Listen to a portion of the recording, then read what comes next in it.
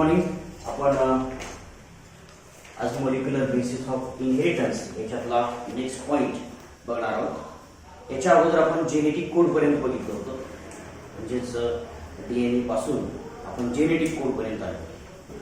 Genetic कोडची जी language होती ती आपण अंडरस्टँड केली होती. कसं डिस्कवरी झाली, त्या डिस्कवरीमध्ये जेनेटिक कोड ट्रिपलेट आहे किंवा तो कुठल्या अॅमिनो ऍसिडला कोड करतो हे कसं डिस्कवर केलं आणि ते युनिव्हर्सल आहे का नाही हे सुद्धा चेक केलं गेलं. म्हणजे एका अॅनिमल मध्ये चेक केलं आणि दुसऱ्या अॅनिमल मध्ये ठेवलं असं काय नाही, सगळ्या वेगवेगळ्या अॅनिमल मध्ये चेक करून आज त्यांनी एक डिसिजन घेतलेलं आहे की अशा प्रकारचे जेनेटिक कोड असतात. आता हे जेनेटिक कोड कसे रीड केले जाते, जेनेटिक कोड रीड करण्यासाठी काय मेथड वापरली पाहिजे, ह्या गोष्टी आपल्याला जरा थोड्याशा शिकायच्या. आणि त्याच्यामध्ये सगळ्यात महत्त्वाचा एक पॉइंट आपल्याला लक्षात येईल, that is RNA, specially tRNA acts as an adapter molecule, and this adapter molecule is responsible for reading the genetic code. It is responsible for reading the genetic code, or it reads the genetic code, and so this is acting as an adapter. It is just like a adapter of something, electronic devices. Electronic डिव्हाइसेसचे जे adapter असतात त्याच्यासारखंच हे असतं. आता मोबाईलची charging करत असताना दोन्ही पिन मोबाईललाही बसते आणि यालाही बसते, पण त्याच्यासाठी काय लागतं, त्याला अडॅप्टर लागतं. बरोबर, अडॅप्टर असेल तरच पिन मोबाईलला चार्ज करू शकते. म्हणजेच मोबाईल आणि इलेक्ट्रिक कनेक्शन मध्ये काय ठेवायला लागतं, आपल्याला अडॅप्टर ठेवावा लागतो. बरोबर, हा अडॅप्टर ठेवल्यामुळं आपल्याला चार्जिंग करतात. तसंच जर आपल्याला साधी गोष्ट आपल्याला लक्षात यायला पाहिजे, आपल्याला प्रोटीन तयार करत असताना काय आपल्याला कंडिशन असलेली बघायला मिळते. एक आहे डीएनए. बरोबर, डीएनए ची लँग्वेज आहे. डीएनएच्या लँग्वेजचं कन्व्हर्जन कशात केलं, एमआरएनए मध्ये केलं. बरोबर, एमआरएनए मध्ये केलं. बरोबर, काय झालं, डीएनए होता, डीएनएचं काय केलं, ट्रान्सक्रिप्शन केलं. ट्रान्सक्रिप्शन करून एमआरएनए तयार केला. आता एमआरएनएचं काय, आता याच्यामध्ये काय होते, न्यूक्लियोटाइड्स होते. याच्यामध्ये काय होते, न्यूक्लियोटाइड्स होते. therefore there was no big problem as these nucleotides present in the DNA are complementary to the nucleotide present in the mRNA, or you can simply say in vice versa. Nucleotides present in the mRNA are complementary to the nucleotide present in the DNA, and therefore there was no big issue that how we can convert the DNA into the RNA. But another language, that is a protein. In the protein, what happens? There are amino acids. Now there are amino acids. There are no nucleotides now in the protein. So how these amino acids are according to the sequence present in the mRNA are added into the protein? That is the question. So for this, there is a connection between this nucleotide and the amino acid, and that connection or that adaptation or that modification within the connection is the tRNA.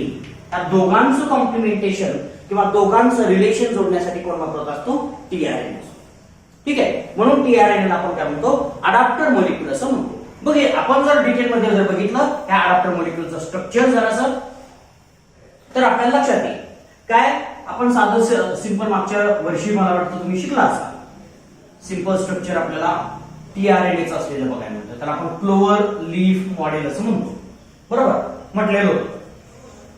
तर या clover leaf model मध्ये आपल्याला काही महत्वाचे structures present असलेली बघायला मिळतात. त्याच्यामध्ये लूप्स आणि पेयर्स असलेले बघायला मिळतात. ठीक आहे, काही ठिकाणी पेअरिंग झालेलं असतं, काही ठिकाणी झालेलं नसतं. अनपेअर्ड आणि पेअर्ड बेसिस आपल्याला प्रेझेंट असलेली बघायला मिळतात. तर हा टीआरएनएचं सिंपल स्ट्रक्चर आपल्याला बघायला मिळतं. टीआरएनए हा काय असतो, सिंगल स्ट्रँडेड असतो. ठीक आहे, त्याला 5 प्राइम एंड असतं, त्याला 3 प्राइम एंड असतं. बरोबर, 5 प्राइम जसं आरएनएला असतं, एमआरएनएचं स्ट्रक्चर बघितलं त्या पद्धतीनं आपल्याला इथं लक्षात येईल. आणि त्याच्या 3 प्राइम एंडला काय असतो, CAA नावाचा एक सिक्वेन्स असतो. दॅट इज अ कॉन्स्टंट, तो कधीच बदलत नाही. कुठल्याही टीआरएनए मध्ये तो बदलत नाही. कुठला, CAA. आता काय होतं, दिस tRNA is attached to the amino acid. tRNA is attached to the amino acid at the 3' end of its own. त्याच्या 3' एंडला काय होतं amino acid attached because at the 3' end there is a free OH group. आपण काय बघितलेलं आहे 3' एंडला कुठला फ्री ग्रुप असतो that is a OH group आणि 5' ला कुठला असतो फॉस्फेट ग्रुप असतो. बरोबर. आता याच्यामध्ये जो OH ग्रुप असतो ह्या OH ग्रुपला अॅमिनो ऍसिड अटॅच झालेला बघायला मिळतो. And based on the amino acid attached to the 3' end, that type of a specific tRNA is there. Or tRNAs are present for specific type of a amino acid. प्रत्येक amino ऍसिडला वेगवेगळ्या प्रकारचा tRNA असलेला बघायला मिळतो. कुठल्याही प्रकारचा amino acid असेल त्याला काय असतो वेगळा tRNA प्रेझेंट असलेला बघायला मिळतो. प्रत्येक अॅमिनो ऍसिडला एक tRNA असतो असं म्हटलं तरी चालेल. आता काय होतं एका अॅमिनो ऍसिडला 2 वेगवेगळ्या प्रकारचे tRNA असतील का असतील. त्याचं कारण असं तर आपल्याला सगळ्यात शेवटी माहिती आहे एखाद्या बेसला बघितलं किंवा एखाद्या अॅमिनो ऍसिड साठी जर बघितलं तर त्याला काय असतो कोडॉन वेगळा असतो. एकापेक्षा जास्त कोडॉन आपल्याला असलेले बघायला मिळतात. आपण बघितलं होतं काही अॅमिनो ऍसिड्स आहेत की जसं की मेथिओनिनला एकच कोडॉन असतो. बरोबर. मेथिओनिनला सिंगल कोडॉन असतो. पण त्याच्या नंतर जर आपण बघितलं सेरीन आहे सेरीनला किती कोडॉन असतात 6 कोडॉन असतात. मॅक्सिमम कोडॉन असतात. पण ते 6 कोडॉन एकाच प्रकारचे असतात का नाही वेगवेगळ्या प्रकारचे असू शकतात. 2 वेगवेगळ्या प्रकारचे कमीत कमी 2 वेगवेगळ्या प्रकारचे असतात. जर कोडॉन 2 वेगवेगळ्या प्रकारचे असले तर त्याला 2 वेगवेगळे tRNA असलेले बघायला मिळतात. पण अॅमिनो ऍसिड एकच म्हणजे एका अॅमिनो ऍसिडला अनेक tRNA असतात म्हणून त्याला अनेक कोडॉन रीड करता येतात. काय म्हटलं मी एका अॅमिनो ऍसिडला अनेक tRNA असतात म्हणून त्याला काय करता येतं अनेक कोडॉन रीड करता येतात. ठीक आहे. आता रीडिंगची ऍबिलिटी कशी असते त्याच्यामध्ये आपल्याला एक लूप असलेली बघायला मिळते किंवा एक आर्म असलेली बघायला मिळते. त्या आर्म मध्ये एक सिक्वेन्स असतो 3 न्यूक्लियोटाइडचा आणि तो sequence that sequence is complementary to the sequence present in the mRNA codon or sequence present in the tRNA one loop which is complementary to the codon of the mRNA. Therefore this loop is called as a anticodon. काय म्हणायचं anticodon असं म्हणायचं. anticodon which reads the codon जी कोडॉनला read करते त्या प्रकारच्या लूपला काय म्हणायचं किंवा त्या प्रकारच्या आर्मला काय म्हणायचं अँटीकोडॉन. आणि तो सिक्वेन्स जो आहे तो काय अँटीकोडॉन.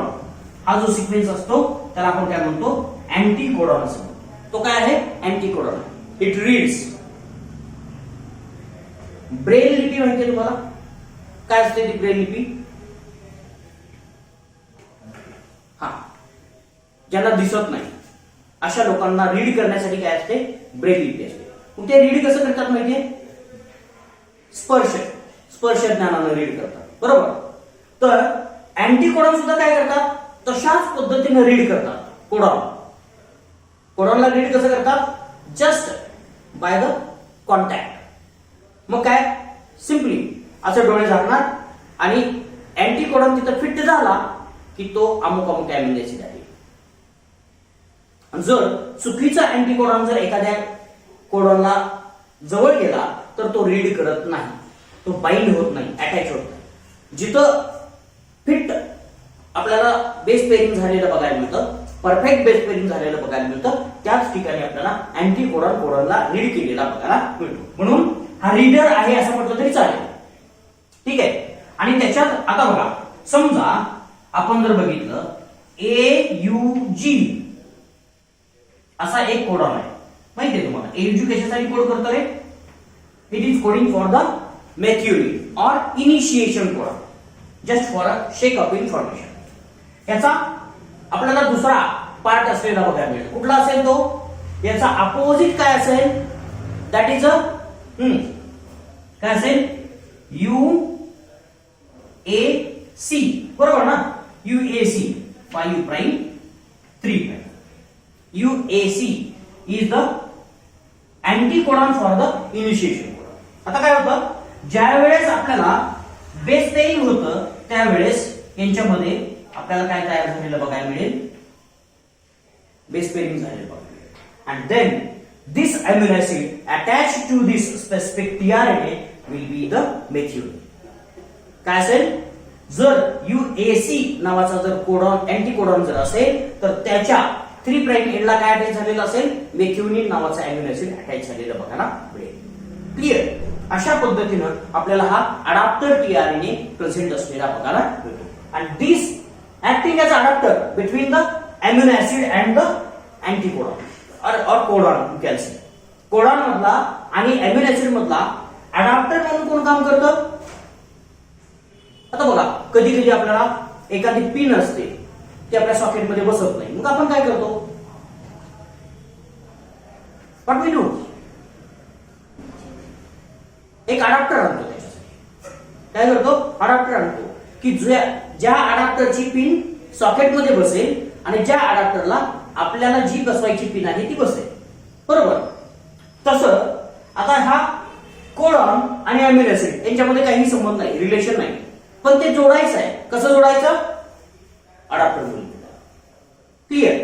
आता जर हा mRNA असेल तर ह्या mRNA मध्ये आणि अमिनो ऍसिड मध्ये काहीतरी रिलेशन असलं पाहिजे रीडिंगसाठी, तर ते रिलेशन जोडण्याचं काम कोण करतं, टीआरएनए करतो. म्हणून त्या टीआरएनए ला काय म्हणतात, tRNA as an adapter molecule.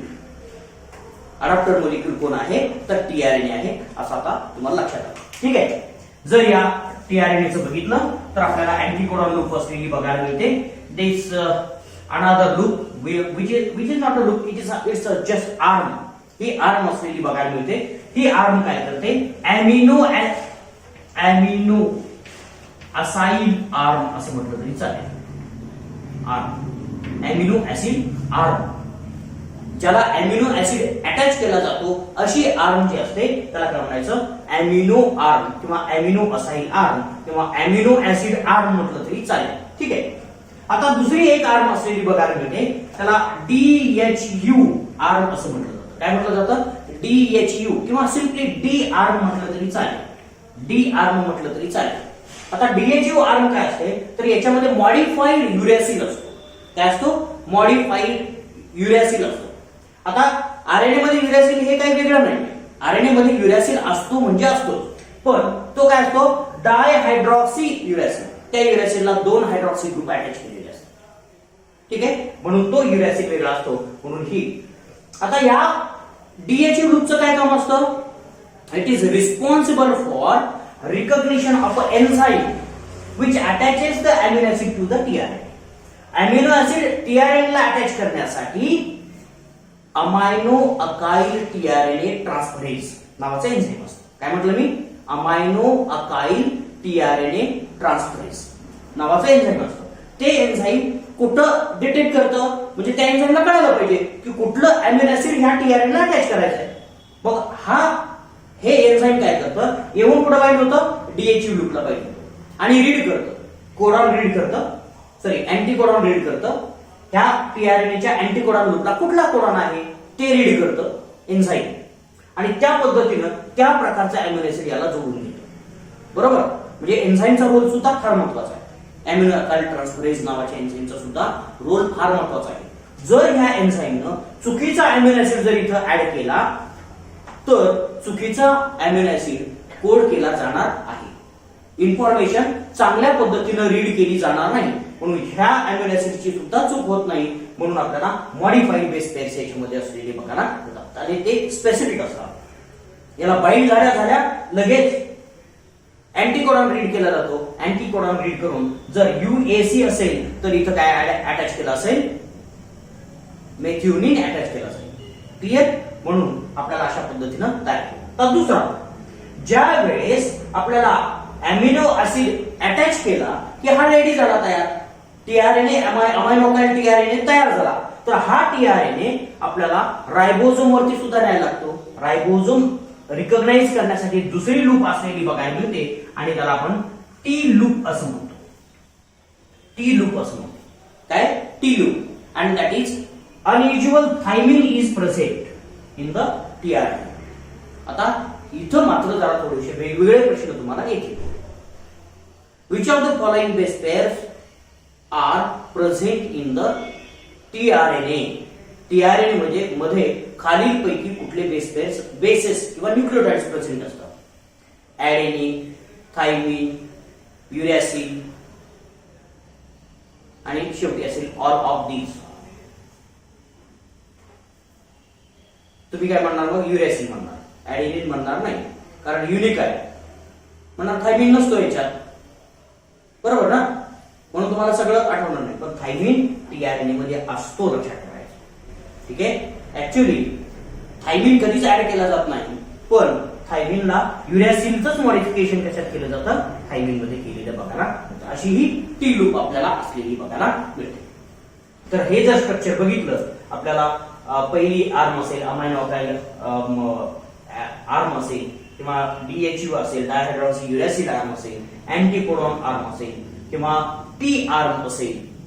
ठीक आहे. तर ह्या सगळ्या आर्म अशा पद्धतीनं 2D स्ट्रक्चर असतं, लक्षात ठेवायचं.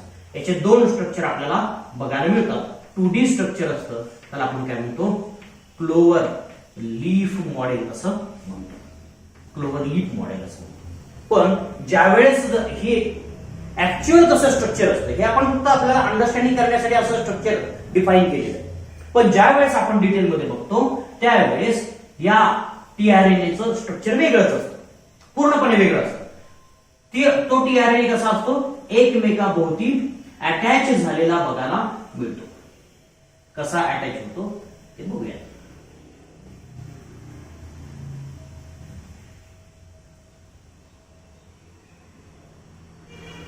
अशा पद्धतीने आपल्याला लूप तयार केली बघायला मिळते. इथं ही अँटीकोडॉन लूप असते. टी लूप वेगळ्या पद्धतीने प्रेझेंट असते आणि डीएचयू लूप सुद्धा वेगळी असते. आणि फक्त आपल्याला आर्म वेगळ्या पद्धतीनं असलेली बघायला मिळते. That is amino time arm आपल्याला वेगळ्या पद्धतीने असते. आणि इथं आपल्याला अॅमिनो ऍसिड ऍड केलेला बघायला मिळेल. इथं असतो anticodon. And so this structure looks are completely different. आता काय होतं? याच्यामध्ये आपल्याला बेस पेरिंग असलेलं बघायला, काही ठिकाणी बेस पेरिंग असलेलं बघायला, इथं सुद्धा बेस पेरिंग असलेलं, इथं सुद्धा बेस पेरिंग आहे. अशा पद्धतीनं किंवा इथं सुद्धा आपल्याला बेस पेरिंग असलेलं बघायला मिळतं. म्हणजे अशा वेगवेगळ्या लूप्स तयार झालेल्या बघायला मिळतात. तर अशा प्रकारचं स्ट्रक्चर असतं. It is just inverted L shaped structure. ठीक आहे. Inverted L shaped structure. काय? एल शेप्ड स्ट्रक्चर, इन्व्हर्टेड, उलटा एल. हाच वर जर पार्ट नेला तर एल सारखं दिसतंय की नाही? L shaped structure. And this structure is a 3D structure. 3D structure कसं असतं? तर एल शेप्ड असतं. 2D स्ट्रक्चर कसं असतं? तर क्लोवर लीफ लाईक स्ट्रक्चर असलेलं बघायला मिळतं. So this is the tRNA. Clear?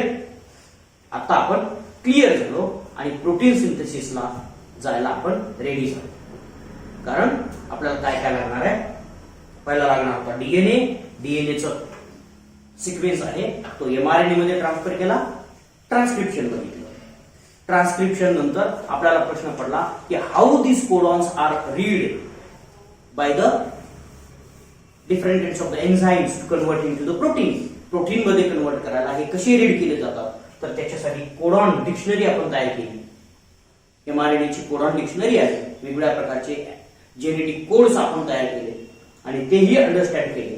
आणि आता त्या कोडला रीड करण्यासाठी काय लागतं? तर आपल्याला सगळ्यात महत्त्वाचा टीआरएनए लागतो. ठीक आहे. फॉर एक्झाम्पल कुठंतरी मेन्शन करून ठेवा अॅमिनो ऍसिड सेरीन. सेरीन साठी एकापेक्षा जास्त कोडॉन असू शकतात. सॉरी टीआरएनए असू शकतात. सेरीन साठी एकापेक्षा जास्त टीआरएनए असू शकतात. ठीक आहे. आता बघायचं कुणाला जास्त टीआरएनए असतील हे मी सांगतो. एकापेक्षा जास्त टीआरएनए. तर टीआरएनए किती असतात? मॅक्झिमम 24, 25. आता किती असतात कसं काढणार तुम्ही?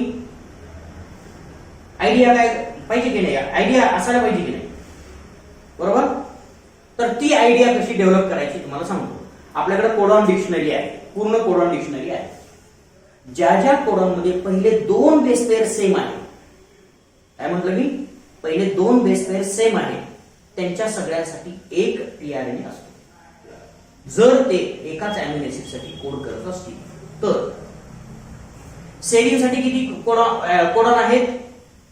6 आहेत. सेरीनसाठी 6 आहेत. एका ठिकाणी 4 आणि दुसऱ्या ठिकाणी 2.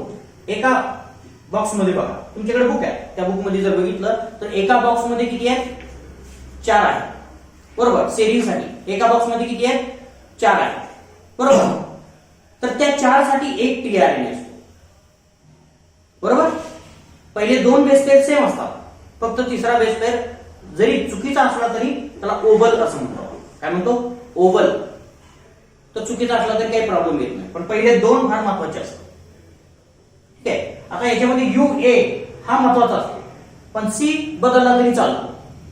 ठीक आहे. पण याच्यामध्ये युनिक आहे म्हणून याच्यामध्ये जास्त आहे. आता जर तिसरा असेल, समजा तिसरा जर असेल तर तो काय असतो?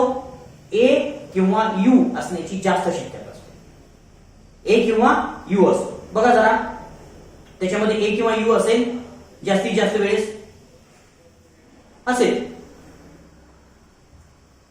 तर त्याच्यासाठी काय असतो? एकाच प्रकारचा, म्हणजे पहिले 2 सेम आहेत, फक्त तिसरा थोडासा बदलला तर काही प्रॉब्लेम येत नाही.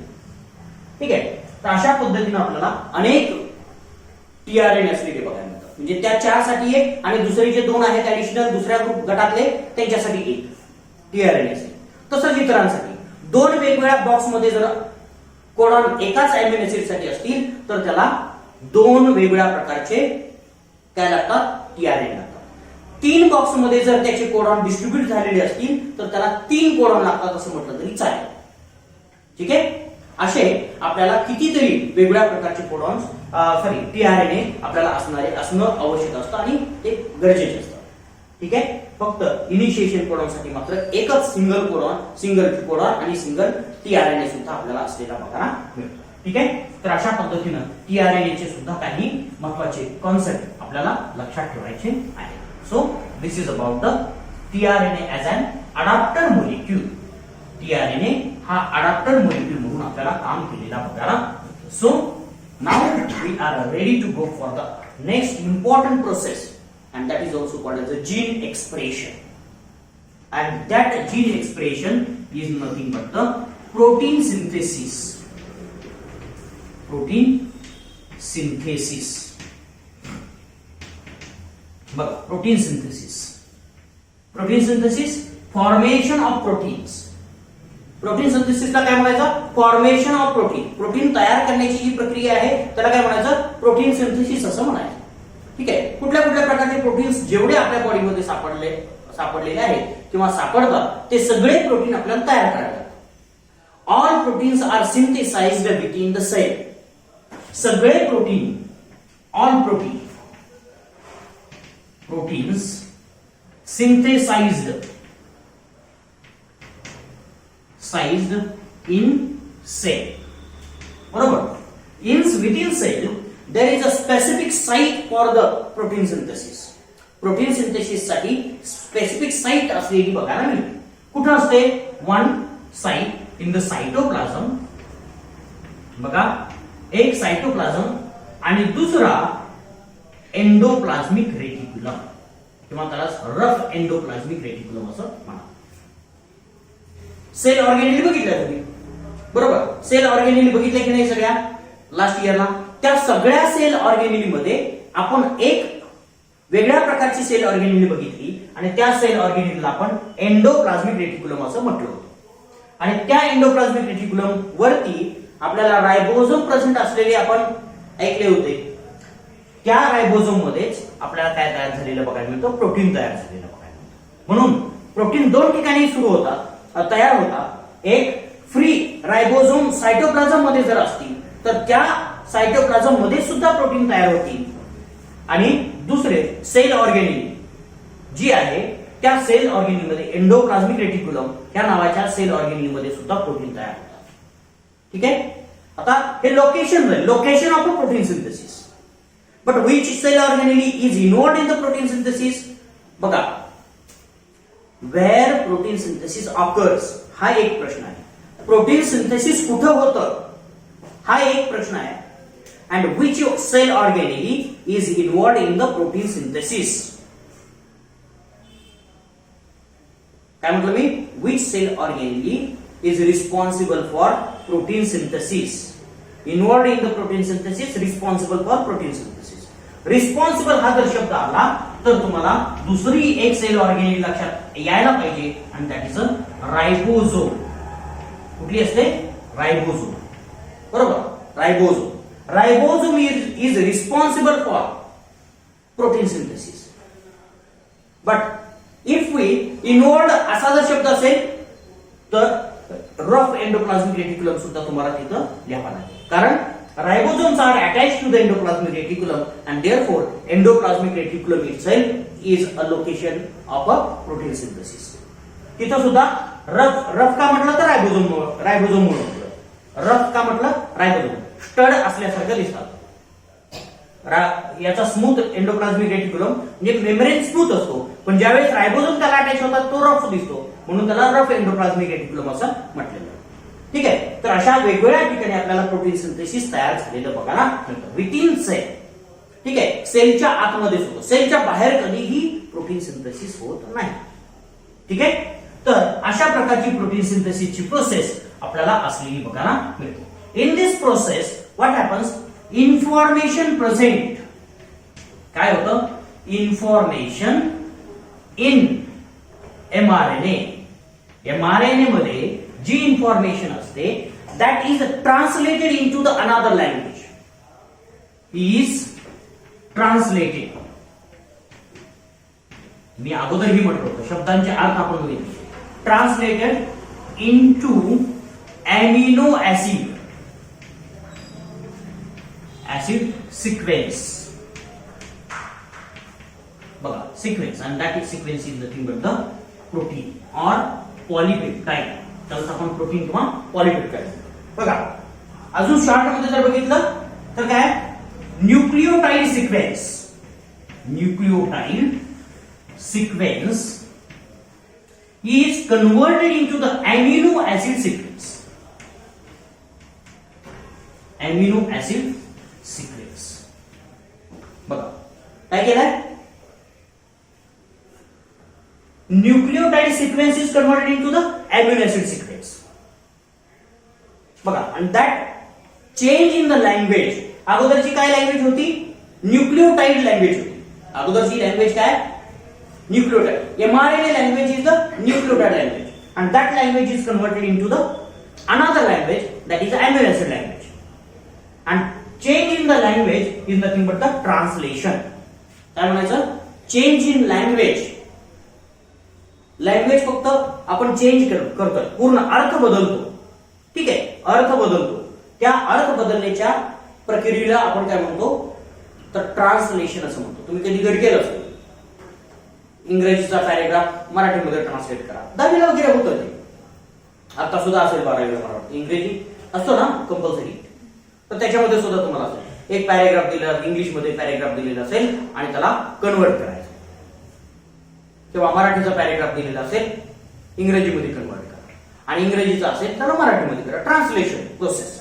And this translation is same as that of the in language, that is nucleotide language is converted into the amino acid language, and therefore protein synthesis also called as a translation. protein synthesis ला दुसरा शब्द काय? Translation असा आहे. therefore this protein synthesis also called as a translation. म्हणून त्याला आपण bracket मध्ये लिहून ठेवूया, that process is called as a translation. म्हणजे ट्रान्सलेशन हा जर शब्द तुम्हाला बायोलॉजी मध्ये ऐकायला मिळाला तर डोळे झाकून त्या ट्रान्सलेशनचा अर्थ काय घ्यायचा? प्रोटीन सिंथेसिस हा अर्थ घ्यायचा. Because amino acid nucleotide language is converted into the amino acid language, and therefore that process is nothing but the translation. Clear? Now how this translation occurs, and this translation needs many different kinds of the factors. Requirements काय? protein requirements. बघा, requirements काय? Requirements गरजा काय काय काय लागतं आपल्याला protein synthesis करण्यासाठी? काय लागेल एक एक आपण बघूया. पहिलं, प्रोटीन कशाला बनलेले असतात? अमिनो ऍसिड बनलेले असतात. म्हणून काय लागणार आहे आपल्याला? अमिनो ऍसिड्स लागतील. अमिनो ऍसिड्स लागतात. बरोबर, अमिनो ऍसिड पाहिजे तर इकडे लिस्ट तयार करूया आपल्याला. Amino acid. ऍसिड्स किती प्रकारचे अमिनो ऍसिड्स असतात? 20 numbers टाइप्स म्हणून 20 टाइप्स 20 प्रकारचे अमिनो ऍसिड लागतात. आपण बघितले 20 प्रकारचे कुठले कुठले माहिती आहे तुम्हाला? नसतील कारण मी शिकवलं नाही म्हणून माहिती. मी शिकवलं असतं तर नक्कीच माहिती झालं असतं. एका वाक्यामध्ये आपल्याला 20 प्रकारचे अमिनो ऍसिड लक्षात येतात. ठीक आहे, कधीतरी आपण त्याच्यावरती बोलूया नंतर एक वेगळा असा विषय निघाला. ठीक आहे, 20 अमिनो ऍसिड्स आपल्याला लागतात. त्याच्यानंतर काय लागतो? mRNA लागतो. इन्फॉर्मेशन कशात प्रेझेंट असते प्रोटीन सिंथेसिस साठी की mRNA मध्ये प्रेझेंट असते, बरोबर? म्हणून काय लागणार आहे आपल्याला? mRNA लागणार आहे. So whatever the information we are taking or we are considering for the protein synthesis, that information is present in the mRNA. Therefore we also need a mRNA. अजून काय लागेल आपल्याला? बघा अजून काय लागेल? The mRNA language should be converted into the amino acid language. So we do need tRNA. We do need tRNA. बरोबर? आपल्याला tRNA सुद्धा लागेल. अजून काय लागेल? बघा आता ह्या सगळ्यांना एकत्र आणण्यासाठी काहीतरी कॉम्प्लेक्स लागेल ना, and that protein synthesis machinery we do need protein synthesis machinery, and that protein synthesis machinery is nothing but the ribosome. काय असते ती प्रोटीन सिंथेसिस मशिनरी? काय असते? रायबोझोम नावाची प्रोटीन सिंथेसिस मशिनरी असलेली बघा मिळते. ओके, आता ह्या सगळ्यांसाठी आपल्याला एनर्जी पाहिजे, because we are going to form bonds between the amino acid. Polypeptide bond आपल्याला काय तयार करायला लागणार आहे? पॉलीपेप्टाइड बॉन्ड्स तयार करायला लागणार आहे. आणि म्हणून आपल्याला काय लागतं? एटीपी नावाची एनर्जी लागते. ATP adenosine triphosphate. ठीक आहे, आता या ऍडिनोसिन ट्रायफॉस्फेट आपल्याला एनर्जीसाठी आहे, पण त्याच्यामध्ये काही को फॅक्टर सुद्धा लागतात. आणि स्पेसिफिक को फॅक्टर आपल्याला इथं गरजेचा असतो. That is a magnesium ions. Magnesium and Mg ions आपल्याला गरजेचे असलेले बघायला मिळतात. तर हे सगळे आपल्याला वेगवेगळ्या प्रकारचे फॅक्टर्स लागतात. अजून काय लागेल? बघा तर ही सगळी स्टेप झाली. आपल्याला महत्त्वाच्या गोष्टी काय लक्षात आल्या? tRNA. tRNA ला काय अटॅच करायचा? अमिनो ऍसिड अटॅच करायचा. So that enzyme is also needed. Enzymes वेगवेगळ्या प्रकारचे एन्झाइम्स लागणार. एन्झाइम्स रायबोझोम लागणार आहेत, पण त्याच्या अगोदर सुद्धा आपल्याला काय लागणार आहे? एन्झाइम्स लागणार आहेत. ठीक आहे, तर अशा वेगवेगळ्या प्रकारच्या गोष्टी आपल्याला प्रोटीन सिंथेसिस साठी लागणार आहेत. बरोबर? क्लिअर? आता हे जे अमिनो ऍसिड्स आहेत त्या अमिनो ऍसिडला आपल्याला वेगवेगळ्या प्रकारचे 20 सगळे अमिनो ऍसिड असणं गरजेचं असतं. बघा काय म्हणतो मी? All amino acids are needed for the synthesis of a specific type of protein. कुठलंही एक अमिनो ऍसिड कमी असेल तर चालत नाही, कारण by chance you don't know what kind of codons are there on the mRNA. mRNA वरती कुठले कोडॉन्स आहेत तुम्हाला माहिती आहे का? नाही माहिती. पण जर एखादा अमिनो ऍसिड जर नसला, आपल्याला जर माहित असतील कोडॉन कुठले आहेत, तर आपण तेवढेच फक्त अमिनो ऍसिड टाकले तर चालतं. पण नॅचरल प्रोटीन सिंथेसिस साठी all 20 type of amino acids are needed. सगळे 20 अमिनो ऍसिड्स आपल्याला लागतात. म्हणून एखादं जरी अमिनो ऍसिड कमी असलं तर ते प्रोटीन तयार होत नाही, आणि मग आपल्याला प्रोटीन डिफिशियन्सी झालेली बघायला मिळते. ठीक आहे, पण असं होत नाही, कारण आपल्या बॉडीमध्ये काही अमिनो ऍसिड तयार करण्याची प्रक्रिया पण सतत चालू असते. एखादा अमिनो ऍसिड जर कमी पडलं तर लगेच तयार करून घेतलं जातं आणि दिलं जातं. पण काही इसेन्शियल अमिनो ऍसिड्स असतात, काही इसेन्शियल अमिनो ऍसिड्स असतात. 7 ते 10 अमिनो ऍसिड्स असे आहेत की ते इसेन्शियल मध्ये मोडले जातात. ते आपल्याला बॉडीमध्ये तयार करता येत नाही, ते बाहेरूनच घ्यावे लागतात, आपल्या डाएटमध्येच असावे लागतात. म्हणून आपल्याला प्रोटीन खावे लागतात. नाहीतर आपण कार्बोहायड्रेट पासून सुद्धा अमिनो ऍसिड तयार करू शकतो, एवढी ऍबिलिटी आपल्याकडे आहे. पण आपल्याला काही अमिनो ऍसिड तयार करता येत नाही, म्हणून त्या अमिनो ऍसिडला काय आपण म्हणतो? इसेन्शियल अमिनो ऍसिड्स असं म्हणतो. आणि ते सगळे आपल्याला ह्या प्रोटीन सिंथेसिस साठी गरजेचे असलेले बघायला मिळतात. बघूयात आपण दुसरी सगळ्यात महत्वाची. पहिलं अमिनो ऍसिड्स लागतात, बरोबर?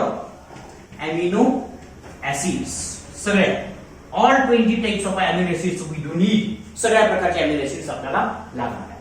ठीक आहे, आता डीएनए मधले जे जेनेटिक कोड आहे ते ट्रान्सक्राईब केलं पाहिजे. म्हणजे दुसरी प्रोसेस आपल्याला अगोदरपासून जरा थोडंसं रिवाइज करतो आपण. DNA should be converted into the mRNA. डीएनएचं कन्व्हर्जन कशात झालं पाहिजे? एमआरएनए मध्ये झालं पाहिजे. म्हणजे ज्या जेनेटिक कोडला आपण प्रोटीन मध्ये कन्वर्ट करणार आहोत, जेनेटिक कोड म्हणजे काय? जीन आहे, बरोबर. डीएनए वरचा जो सिक्वेन्स आहे त्याला आपण जेनेटिक कोड असं म्हणतो. आणि तो कोड कोणाचा असतो? जीनचा असतो. डीएनए वरचा सिक्वेन्स आहे त्याला आपण जीन असं म्हणतो. आणि जीनचा थोडासा 3 न्यूक्लिओटाइडचा सिक्वेन्स असतो, त्याला काय म्हणतो आपण? कोड असं म्हणतो. जेनेटिक कोड आपण बघितलं, कोड, कोडॉन आणि अँटीकोडॉन अशा 3 कॉन्सेप्ट बघितल्या. तर डीएनएचं कन्व्हर्जन कशात होईल? तर एमआरएनए मध्ये होईल, बरोबर. आणि एमआरएनएचं कन्व्हर्जन आपल्याला प्रोटीन मध्ये करायचं, म्हणजे आपल्याला एमआरएनए लागणार आहे. आणि त्याच्या अगोदर काय व्हायला पाहिजे? डीएनएचं कन्व्हर्जन एमआरएनए मध्ये व्हायला पाहिजे. ही प्रोसेस आपल्याला इथं महत्वाची असलेली बघायला मिळते आणि ती होणं गरजेचं आहे. So this mRNA is acting as a messenger. काय म्हटलं मी? Acting as a messenger. Because of that only we are calling it as a mRNA. It acts as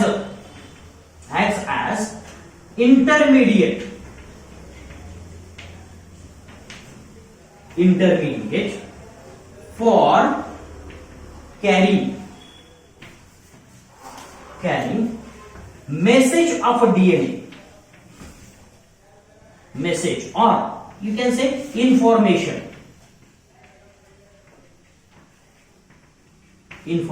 of DNA to protein. बघा किती महत्वाची प्रोसेस आहे. हा mRNA सुद्धा किती फार महत्वाचा आहे. लक्षात घ्या. काय? हा इंटरमिडिएट म्हणून काम करतो, हा पोस्टमन म्हणून काम करतो, किंवा ते असतात बघा ट्रान्सलेटर्स असतात, माहितीये. आता आपण आपले प्राईम मिनिस्टर सारखे बाहेर जातात कुठेतरी परदेशामध्ये, काय सगळ्या लँग्वेज येतात का त्यांना? नाही. आणि त्यांना आपली लँग्वेज येते का? नाही. त्यांना इंग्लिश पण येत नाही. काही काय प्राईम मिनिस्टर आहेत की त्यांना इंग्लिश पण येत नाही. इंग्लिश यावीच असं काही नसतं. मग अशा वेळेस काय केलं जातं? दुभाषी ठेवला जातो. काय? दुभाषी, ट्रान्सलेटर असं म्हणतो. म्हणजे असा माणूस तिथं ठेवायचा की त्याला दोन्ही लँग्वेज माहित असतात. मग एकानं बोलायचं, दुसऱ्या त्या ट्रान्सलेटरनं कन्वर्ट करून सांगायचं, नंतर यानं त्याला रिप्लाय करायचा, मग त्यानं बोलायचं. असं चाललेलं असतं ते. म्हणजे त्यांचं संभाषण किती इंटरेस्टिंग होत असेल ते आपल्याला इथून लक्षात येतं. ठीक आहे, तसं आहे. पण ते फास्ट असतं, ते सवय लागलेली असते. म्हणजे ते ट्रान्सलेटर एवढे एक्सपर्ट असतात की समोर त्या माणसानं बोलायला सुरुवात केली की हे इकडे ट्रान्सलेट करायला सुरुवात करतात. ते ऍक्च्युअली त्या माणसाचं ऐकतच नाही, ट्रान्सलेटरच आपण सगळं ऐकत असतो. असं होतं. त्याचा काही संबंधच नसतो. म्हणजे तिकडचा प्राईम मिनिस्टर बोलत असेल तर आपण ट्रान्सलेटरच बोलतोय ते ऐकतो, त्याचं बोलणं ऐकत नाही आपण. फक्त ट्रान्सलेटर हा काय असतो? विश्वासू असतो. तो काही चुकीचं बोलत नाही, नाहीतर त्याने मधलं चुकीचं सांगितलं तर मग काय ठरवत नाही. ठीक आहे, अशा काही गोष्टी असतात. ते मेसेज म्हणून काम करतो किंवा ट्रान्सलेटर म्हणून काम करतोय असं आपण म्हटलं तरी चालेल. ठीक आहे. What ever the information present in the DNA that is transported through the mRNA and therefore this mRNA is a messenger RNA. Clear? So these are the critical factors required for the protein synthesis. बाकीचे आपण factor time to time बघणार आहोत. त्याच्यानंतर महत्त्वाचा factor आपल्याला इथं लक्षात येतो, दॅट इज द रायबोझोम. काय? Ribosome. These ribosomes are very important. These ribosomes are specialized protein RNA complexes. Ribosome, RNA bodies असं म्हटलं तरी चालेल. सिम्पली काय म्हणायचं? RNA bodies असं म्हटलं तरी चालेल. Because large portion of these ribosomes are composed of the RNA and that is a rRNA. याच्यामध्ये काय असतात? रायबोझोम मध्ये काय असतात? बघा काय कंपोनंट असतात? rRNA प्लस प्रोटीन्स असतात.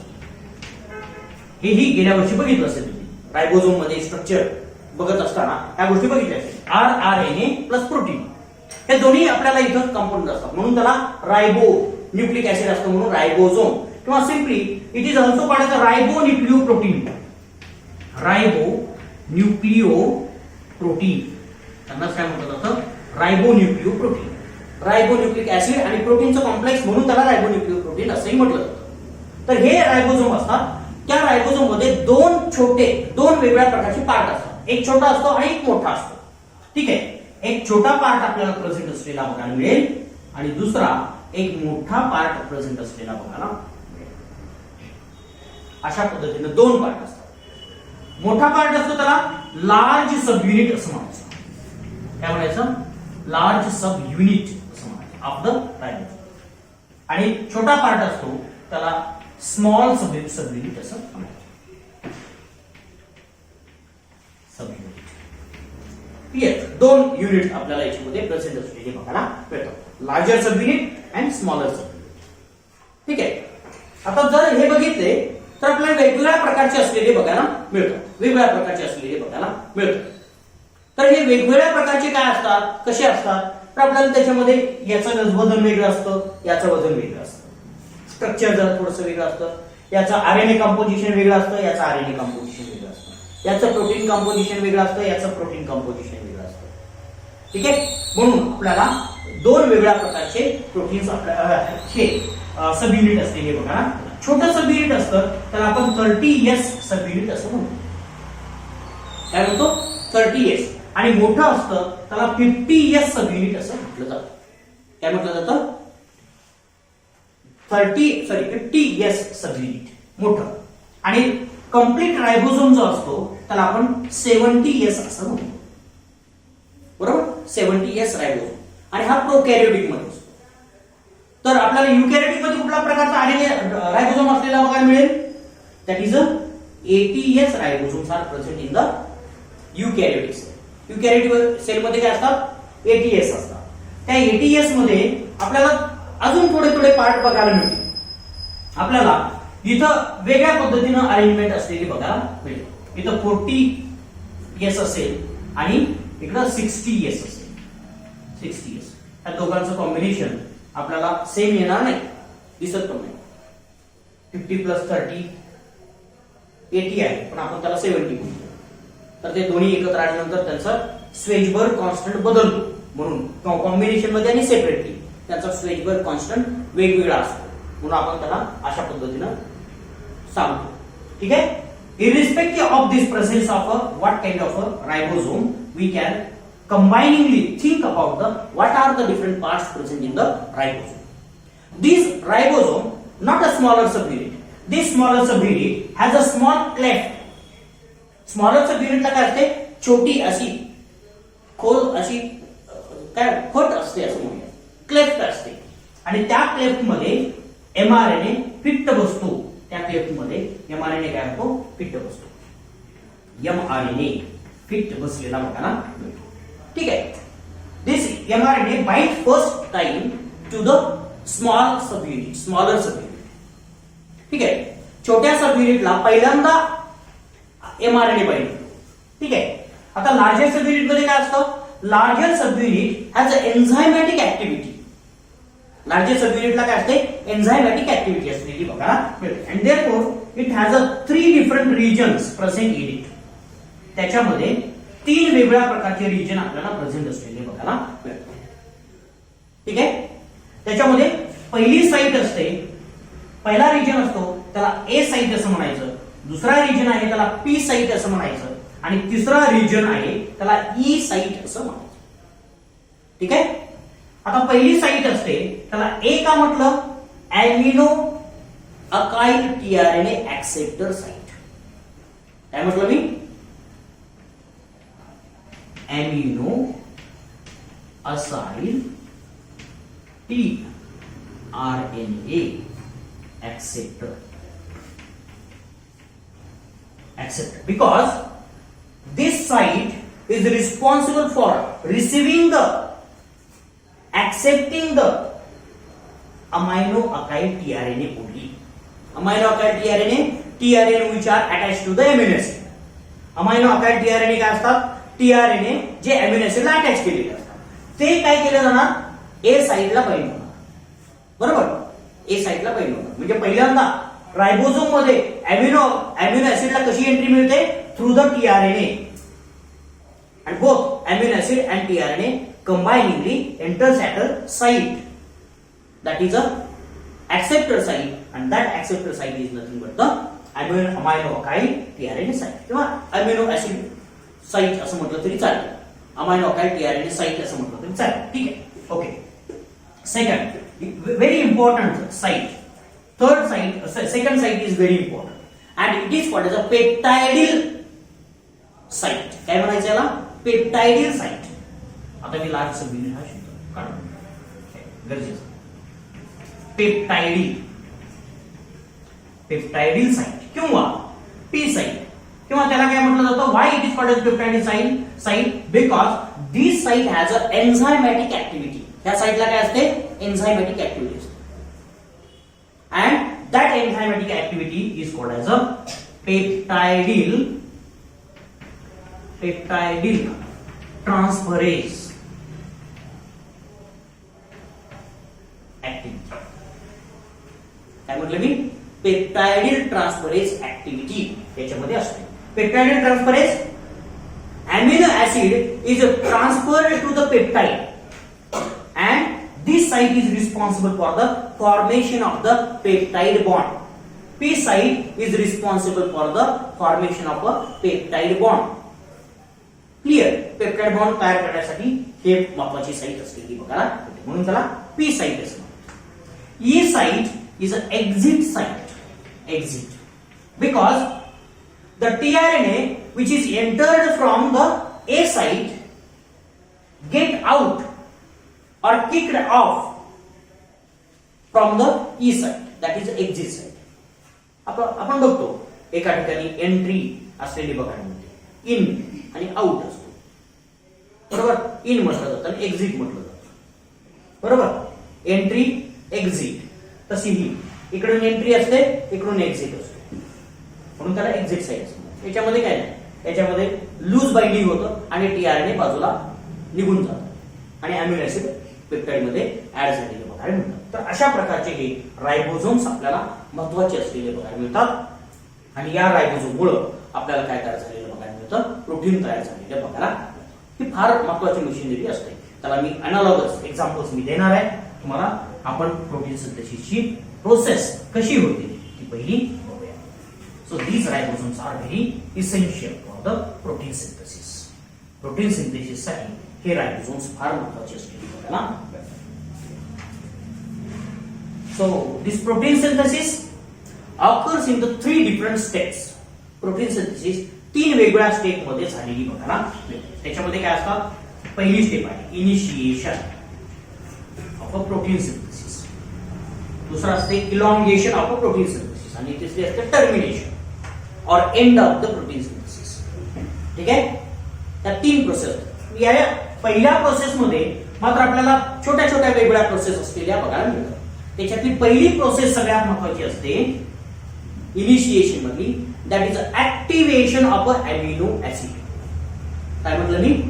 Activation of a amino acid and formation of a amino acyl tRNA. ह्या 2 गोष्टी फार महत्त्वाच्या असतात. Activation of amino acid. बघा, ऍक्टिव्हेशन ज्या वेळेस आपण ट्रान्सक्रिप्शन बघितलं किंवा रेप्लिकेशन बघितलं, त्या दोन्हीही प्रोसेसमध्ये आपण ऍक्टिव्हेशन ऑफ न्यूक्लियोटाइड हे वाक्य बघितलं होतं किंवा हा पॉइंट बघितला होता. काय केलं होतं आपण ऍक्टिव्हेशन ऑफ न्यूक्लियोटाइड मध्ये? तर ऍक्टिव्हेशन ऑफ न्यूक्लियोटाइड मध्ये कायम आपण काय केलं की nucleotides are activated by adding the ATP mode, बरोबर? Same as that of the nucleotide activation, there is activation of a amino acid. काय असतो? amino acids plus ATP.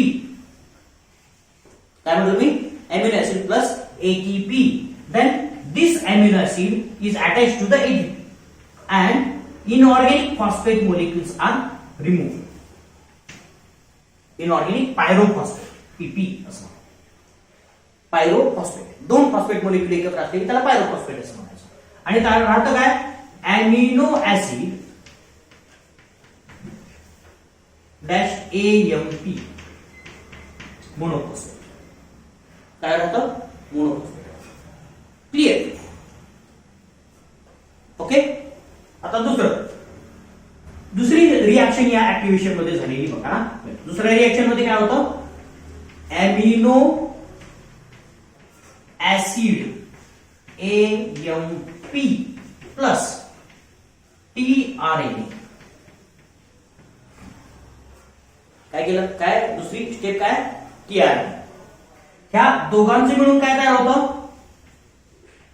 Amino acid tRNA. हे मुद्दामून लिहिले ऍसिड बरं का.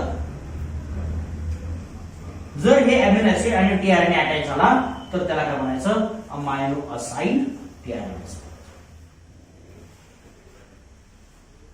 क्लिअर? म्हणजे amino acid कशाला अटॅच केलं? रिस्पेक्टिव्ह tRNA ला अटॅच केलं at a 3 prime end of a tRNA. बरोबर? 3 प्राइम एंडला अटॅच केलेलं बघा ना. आता दुसरा प्रश्न पडला असेल की हे अटॅच कुठं होतं? बरोबर? अटॅच कुठं होतं? तर OH ग्रुपला आणि NH2 अॅमिनो ग्रुपला. हा tRNA कुठे अटॅच होतो? Amino group of amino acid. Amino ऍसिडच्या अॅमिनो ग्रुपला अटॅच होतो. म्हणून अॅमिनो अकाइल tRNA असं म्हटलंय. काय म्हटलंय? Amino acyl tRNA. आणि त्याच्यामध्ये फॉस्फेट असतोच. फॉस्फेट असतो. ठीक आहे? तर आता काय झालं? This amino acid is nothing but the activated amino acid. ह्या अॅमिनो ऍसिडला काय म्हणायचं? Activated amino acid. and then this amino acid is ready to be attached to the tRNA, respective tRNA. ठीक आहे? आता हा tRNA कुठला असतो? बघा, tRNA त्या प्रकारचा असलेला बघायला मिळतो. म्हणून आपल्याला कधी कधी या tRNAचं नोमेनक्लेचर वेगळं असतं. फॉर एक्झाम्पल, इनिशिएशन साठी कुठला tRNA लागेल आपल्याला? मेथिओनिन tRNA लागेल. बरोबर? Methionine tRNA. म्हणून आपण काय लिहितो? tRNA which is being attached to the methionine, that is a met tRNA किंवा met tRNA, MET tRNA. Clear? tRNA काय? त्याच्या डोक्यावरती जसं नाव टाकायचं आणि त्याच्या अगोदर जर मेथिओनिन अटॅच झालेला असला तरी मेट tRNA मेट. म्हणजे methionine is attach to the methionine tRNA. Clear? Short मध्ये आपण इनिशिएशन tRNA ला असंही नोमेनक्लेचर देऊ शकतो. ठीक आहे? तर आपण काय केलं? पहिलं activation of amino acyl tRNA और amino acid and attach to the tRNA and formation of a second step आपल्याला सांगता येईल, formation of a amino acyl tRNA. दुसरी याच्यात ऍक्टिव्हेशन पहिलं झालं, इथपर्यंत ऍक्टिव्हेशन झालं आणि दुसरी स्टेप आपल्याला सांगता येईल formation of acyl tRNA. Amino acid amino acyl tRNA, amino acyl tRNA. ठीक आहे? पहिले तर पुढे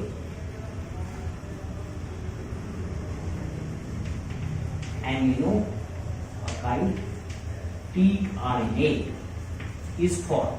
बघा, पहिल्या स्टेप मध्ये अटॅचमेंट झालं, दुसऱ्या याच्यामध्ये अमायनो अकाइल tRNA. या दोन स्टेप मध्ये आपल्याला ऍक्टिव्हेशन कंप्लीट झालेलं बघा. Then we have a specialized molecule that is a amino acyl tRNA, जो आपल्याला लागणार. सगळे वेगवेगळ्या प्रकारचे अमायनो अकाइल tRNA इथं तयार करून घेतले जातात. क्लिअर? तर अशा प्रकारच्या रिएक्शन इथे इनिशिएशन मध्ये पहिल्यांदा होतं आणि त्याच्यानंतर actual formation of a initiation complex झालेलं बघायला मिळतं. बघा, वेगळ्या प्रकारचं इनिशिएशन कॉम्प्लेक्स असतं इथं. इनिशिएशन कॉम्प्लेक्स काय? What is initiation complex? हा सगळ्यात महत्त्वाचा प्रश्न. ठीक आहे? So there is a free small subunit of a ribosome. रायबोसोमचं आता कायम लक्षात ठेवायचं, if there is a no protein synthesis, these larger and smaller subunits are freely present in the cytoplasm. Cytoplasm मध्ये हे काय असतात, फ्रीली प्रेझेंट असतात. ठीक आहे. They are not attach together, they are not forming a complex, ribosome complex form झालेलं बघायला मिळत नाही. ठीक आहे. फक्त स्मॉल सब युनिट असतो, तो काय होतो, फ्री असतो.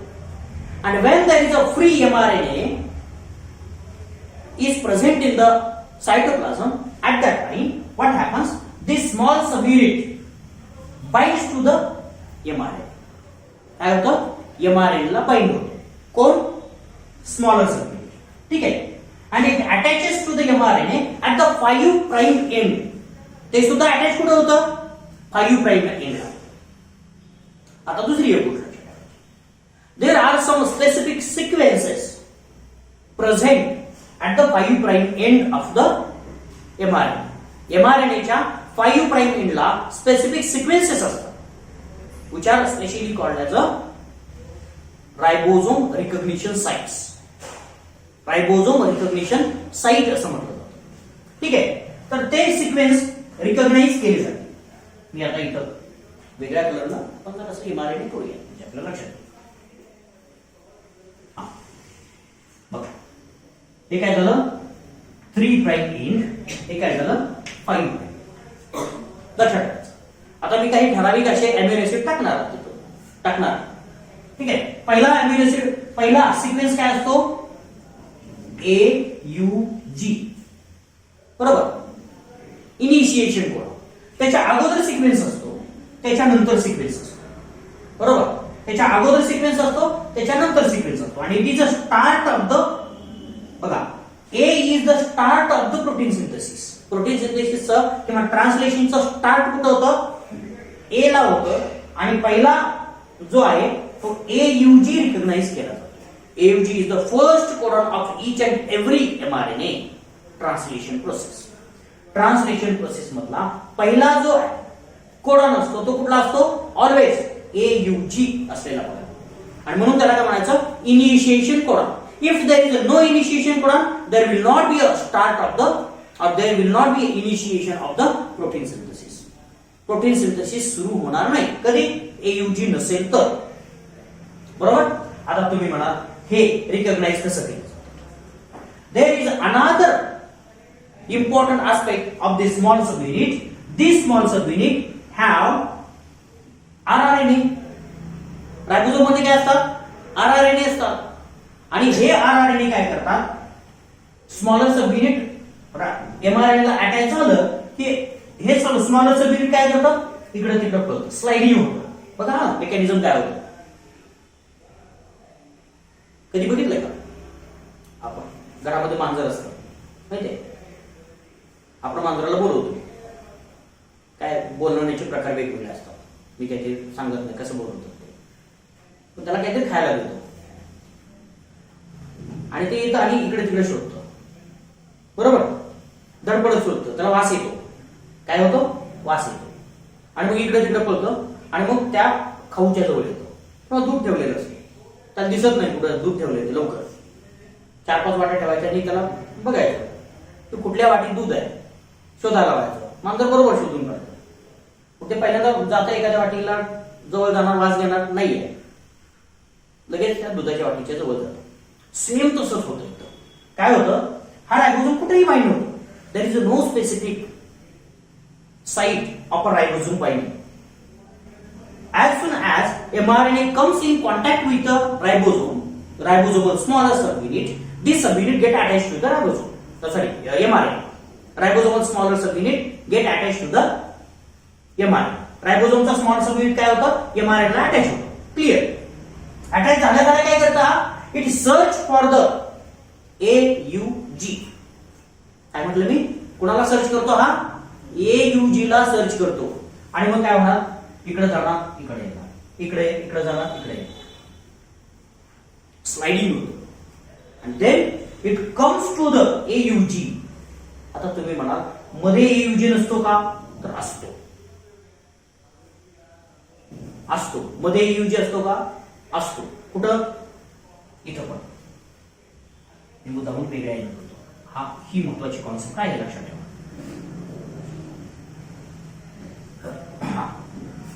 AUG आहे, बरोबर AUG आणि इथं काय आहे AUG आहे. Which is the initiation codon? That is the question. हा इनिशिएशन म्हणायचं की हा इनिशिएशन म्हणायचं प्रश्न आहे ना. लॉजिक आहे. So there is a specific sequence before this. याच्या अगोदर स्पेसिफिक सिक्वेन्स असलेला बघायला मिळतो. Always initiation codon have a specific sequence upstream to it. त्याच्या अपस्ट्रीमला स्पेसिफिक सिक्वेन्स असलेला बघायला मिळतो. And in bacteria, that sequence is called as a Shine-Dalgarno sequence. Okay, maybe पुस्तकामध्ये लिहिलेलं आहे. हा, that sequence is called as a Shine-Dalgarno sequence. या सिक्वेन्सला काय म्हणायचं? Shine-Dalgarno sequence. हा कुणाच्या अगोदर असतो? इनिशिएशन कोडॉनच्या अगोदर असतो. हा शाइन-डलगार्नो सिक्वेन्स या रायबोसोमल सबयुनिटला दिसला की तो तिथं थांबतो आणि मग त्याच्यानंतर जो AUG येतो तो परफेक्टली त्याच्या पी साइटला बाइंड होतो. क्लिअर? अरेंज होतो. लक्षात ठेवायचं. आता दुसरा टास्क आहे तुम्हाला इंटरनेट वरून शोधून काढायचा. युकॅरियोटिक मध्ये कुठला सिक्वेन्स असतो? मी आता सांगणार, फक्त मी प्रोकॅरियोटिक मधला सांगितलं.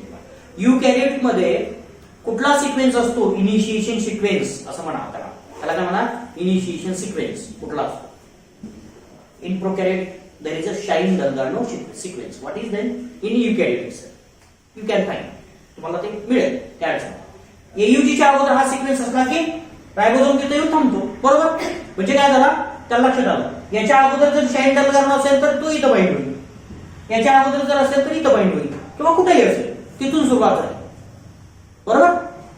तर असा शाइन-डलगार्नो सिक्वेन्स आला की AUG रिकॉग्नाइज केला जातो आणि तिथं AUG पी साइटला अटॅच केलेला बघायला मिळतो. आता पहिली स्टेप आहे काय?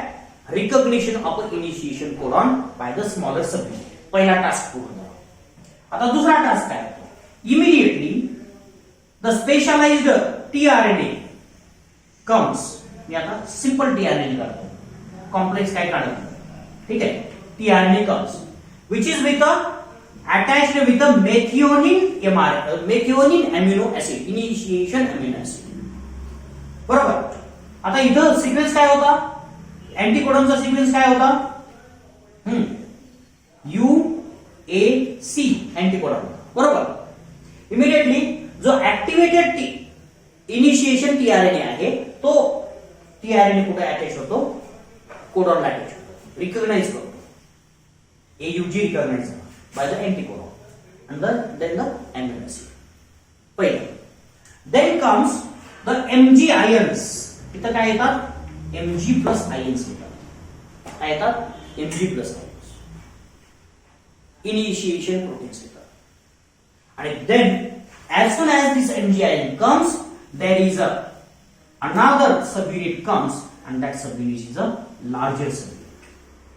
And now this complete complex is nothing but the initiation complex in the protein synthesis. काय म्हटलं मी त्याला? आता इनिशिएशन कॉम्प्लेक्स असं म्हणायचं. हा इनिशिएशन कॉम्प्लेक्स कशाने बनलेला बघा. इनिशिएशन कॉम्प्लेक्स मध्ये larger subunit of ribosome, smaller subunit of ribosome, mRNA, initiation codon and initiation amino काय किंवा methionine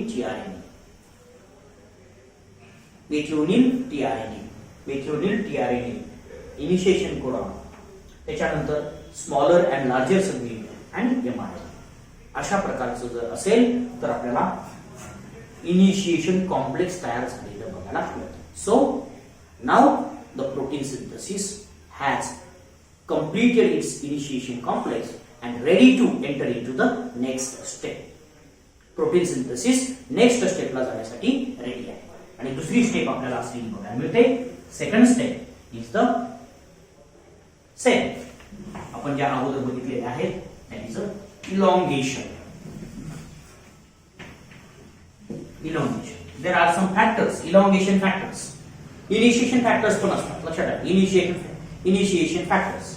अगोदरच्या याच्यामध्ये जरा लक्षात ठेवा. Initiation factors are helping in the formation of a initiation complex.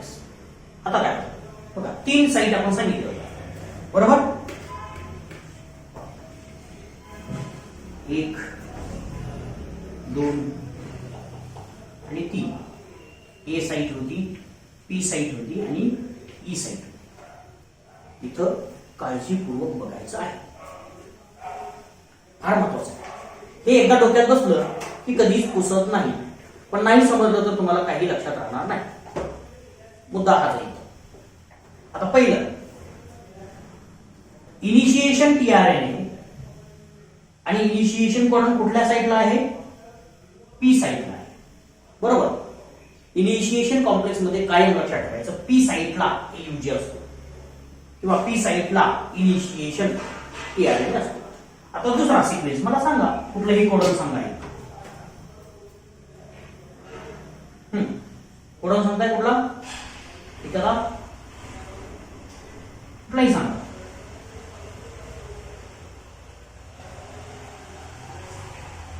GUG. Okay, व्हॅलिन किंवा ग्लुटामिक ऍसिड साठी काहीतरी बघा, ते असे. ठीक आहे, व्हॅलिन साठी असेल, ग्लुटामिक ऍसिड साठी असेल GUG कोडॉन, बरोबर? GUG कोडॉन, त्याचा टीआरएनए इथं आहे, ऍक्टिव्हेटेड आहे. याला मी GUG जरी म्हणलेलं असलं तरी मी 2 म्हणतो. आता मला अॅमिनो ऍसिड माहित नाही म्हणून हा इनिशिएशन आहे, म्हणून अॅमिनो ऍसिड 1 झाला, हा अॅमिनो ऍसिड 2 झाला. त्याचा अँटीकोडॉन काय असेल? CAC, बरोबर? CAC amino acid, sorry, anticodon. Now this tRNA comes to the acceptor site. TRNA कुठे येतो? acceptor site, बरोबर? Next tRNA enters into the acceptor site.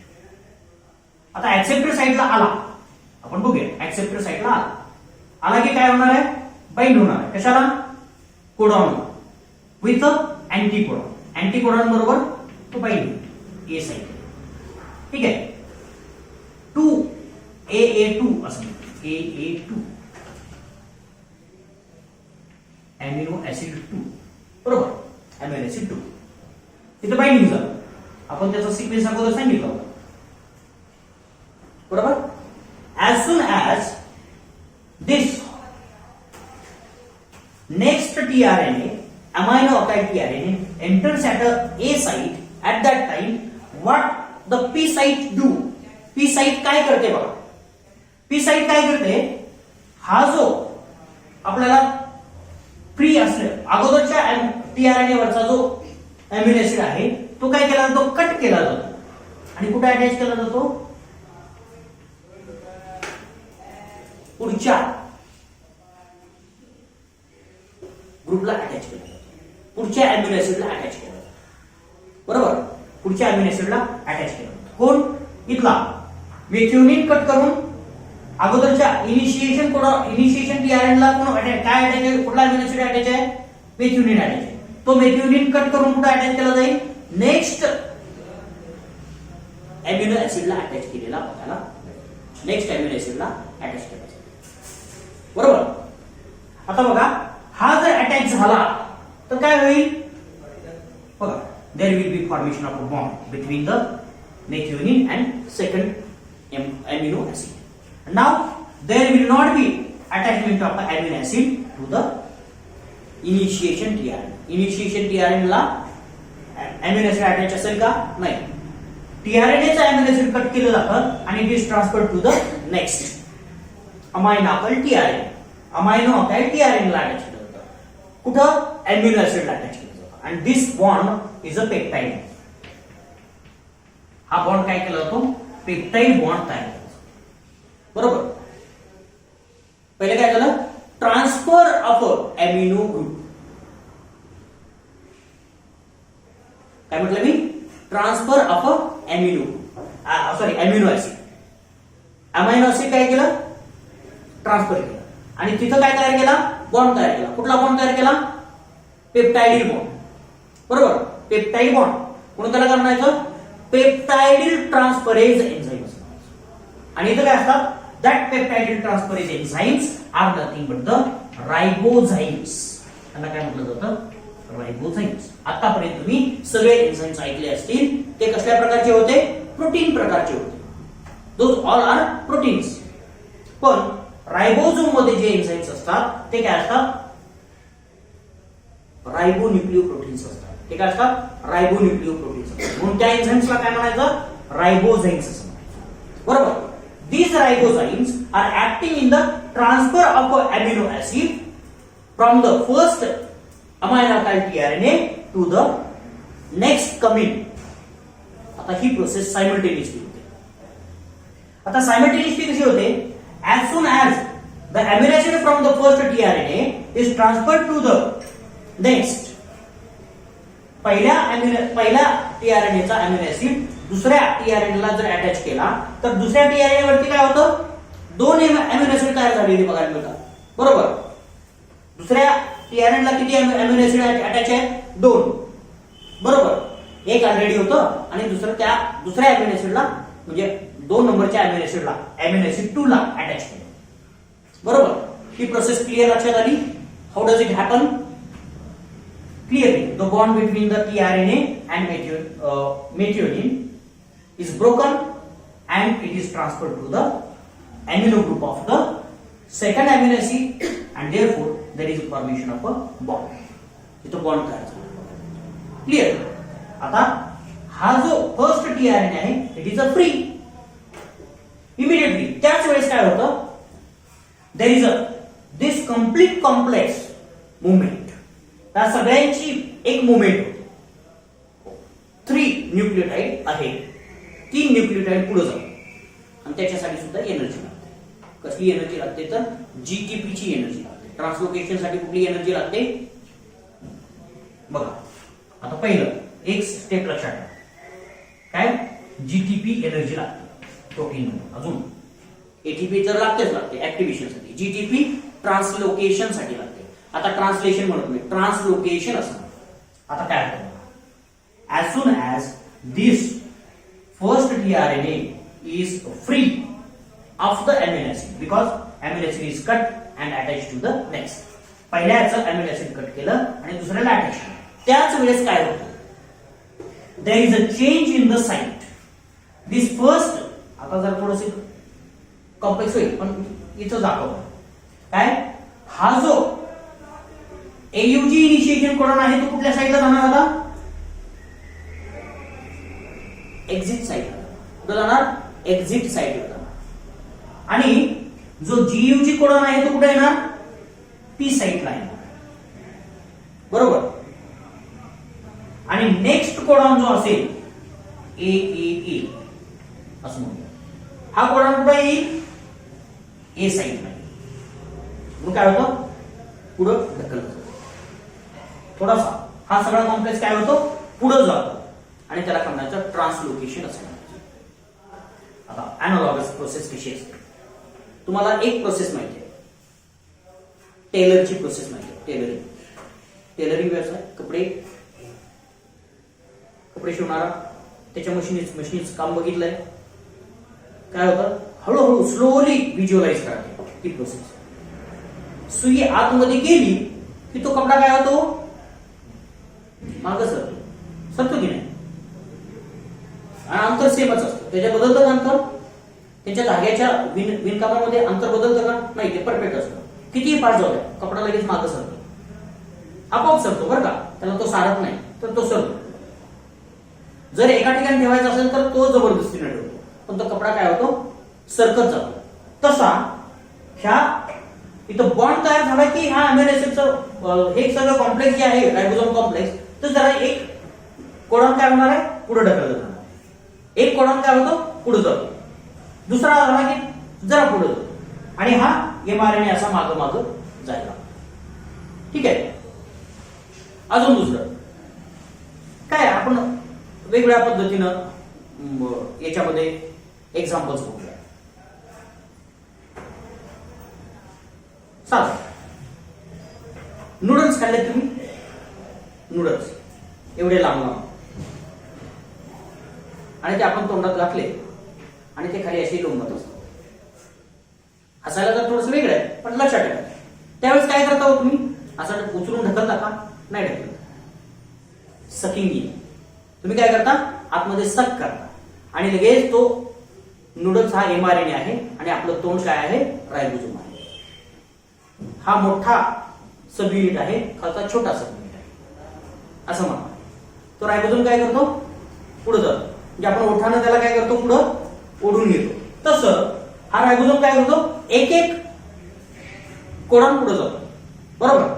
आता जर आपण ट्रान्सलोकेशन जर केलं तर आपल्याला काय सिच्युएशन असेल ती मी पुन्हा रीड्रॉ करतो, म्हणजे आपल्याला जरा एकदम स्वच्छ दिसेल. हे सगळे लक्षात ठेवायचे. त्याच्यामध्ये आता आपल्याकडं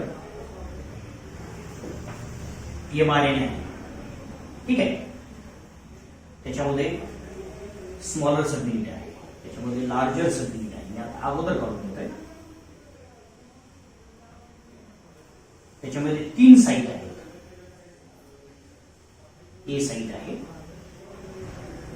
बी साईट आहे आणि ई साईट आहे. आता जो इनिशिएशन कोडॉन असेल तो कुठं असेल? AUG ला असेल. बरोबर. AUG ठिकाणी असेल. AUG कुठं असेल? एक्झिट साईटच्या ठिकाणी असेल, ई साईट. बरोबर. आता दुसरा कुठला होता? GAG codon. बरोबर. तो कुठं असेल आता? पी साईडला असेल. आणि त्याच्या पुढचा कोडॉन कुठला लिहिलेला मी? ट्रिपल ए लिहिलेला. बरोबर. आता दुसरी गोष्ट याच्यामध्ये GAG ला काय होता? अटॅच होता अमायनो अल्काइल tRNA अटॅच होता. बरोबर. त्याला tRNA अॅमिनो ऍसिड अटॅच होतं. कुठला अॅमिनो ऍसिड अटॅच होतं? AA2 म्हटलं होतं. बरोबर. AA2 म्हटलं होतं. आणि याला काय अटॅच केलं होतं? मेथिओनिन अटॅच केलं. बरोबर. असा जो डायपेप्टाइड असणारा tRNA, आता हा tRNA कसला असतो? डायपेप्टाइडिल tRNA कुठं आला? पी साईडला. बरोबर. आता ए साईडला काय होता? फक्त tRNA होता. ए साईडला काय असतो? आता फक्त tRNA, free tRNA, 3 prime end 5 prime end, फक्त tRNA. बरोबर. इथे ह्या पुढं बघा सिच्युएशन कशी झाली, बदलली जरा. सिच्युएशन काय झाली? फक्त बदलली आहे. काय झालं? हा रायबोसोम काय झाला? तर थोडासा पुढे गेला. पुढे गेल्यामुळे काय झालं? mRNA त्या ठिकाणी आहे पण रायबोसोम पुढे गेला आणि mRNA जरा थोडासा मागे गेला असं म्हणूया. तर त्या मागे गेल्यामुळे काय झालं की AUG जो पी साईडला होता तो कुठे आला? ई साईडला आला. A बाहेर होता. GAG ए साईडला होता तो पी साईडला आला. बरोबर.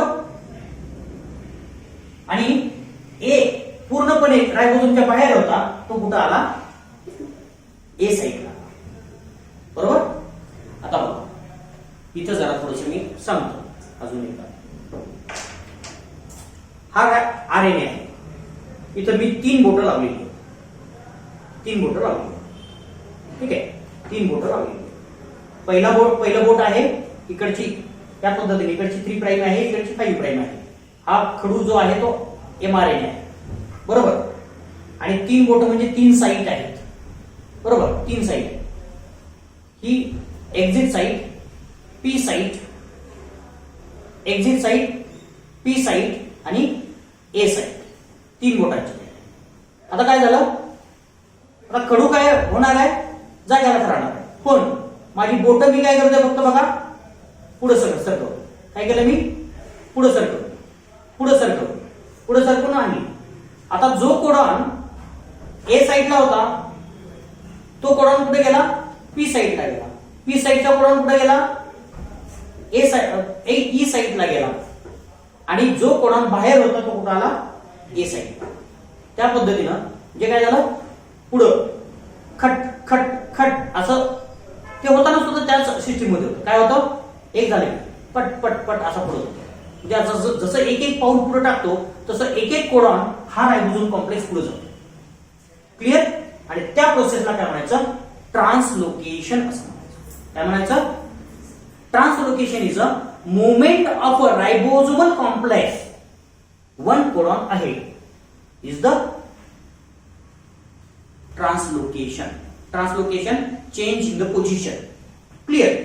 In this what happens? So whatever the codon present at the A site comes at a P site. Codon present at the P site comes at a E site. And the codon present outside the ribosome comes at a A site. Clear?